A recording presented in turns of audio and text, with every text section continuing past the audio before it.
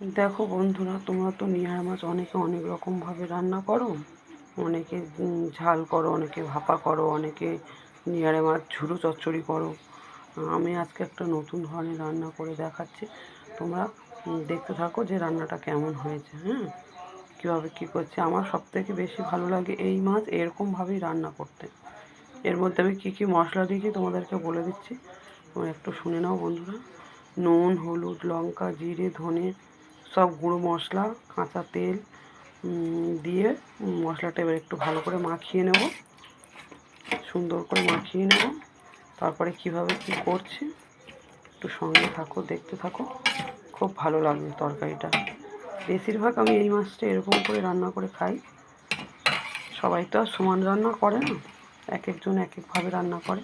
আমার রান্নার পদ্ধতিটা এরকমই ভালো লাগে, তাই এই মাছটা আনলে আমি বেশিরভাগ এরকম করি। অনেকে আবার ভেজেও রান্না করে। এই যে কড়াইতে তেল দিয়ে দিয়েছি, তেলটা গরম হয়ে গেছে। এবার পেঁয়াজগুলো একটু ভাজা ভাজা করে, দেখতেই পাচ্ছ পেঁয়াজটা আমার লালচে কালার এসে গেছে। এবার আমি টমেটোগুলো দিয়ে দেবো।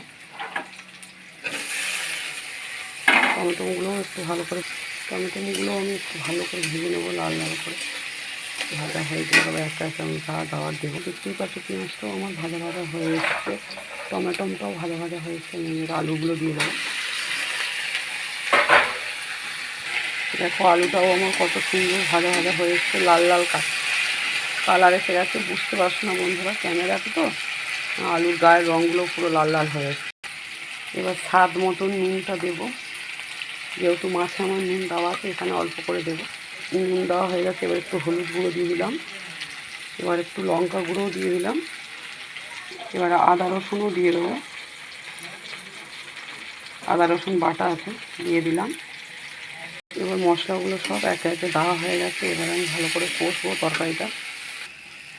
এবার তরকারিটা আমার কষা হয়ে গেছে, এবার একটু মাছগুলো দিয়ে দেবো। মাছগুলো দিয়ে হালকা করে একটু নাড়তে হবে, বেশি নাড়লে আবার ভেঙে যাবে, যেহেতু নিহারে মাছ। দেখছি বন্ধুরা তরকারি থেকে তেল ছেড়ে দিয়েছে। এবার আমি অল্প করে একটু জল দেবো, বেশি জল দেবো না, ভাবাতেই হয়ে যাবে। এটা আমার জল দেওয়া হয়ে গেছে। এবার একটু ঢাকা দিয়ে দেবো, কিছুক্ষণ পরে নামিয়ে নেব। তরকারিটা আমার হয়ে এসছে, এবার একটু খুলে দেখে নিই বন্ধুরা।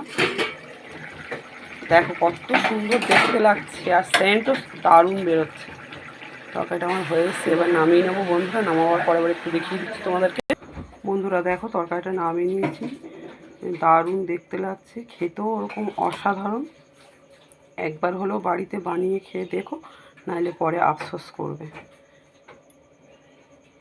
এই অবধি ভিডিওটা শেষ করলাম। দেখার অনুরোধ রইল, পুরো ভিডিওটা কেউ কাটবে না, দেখলে সবাই ভালো লাগবে।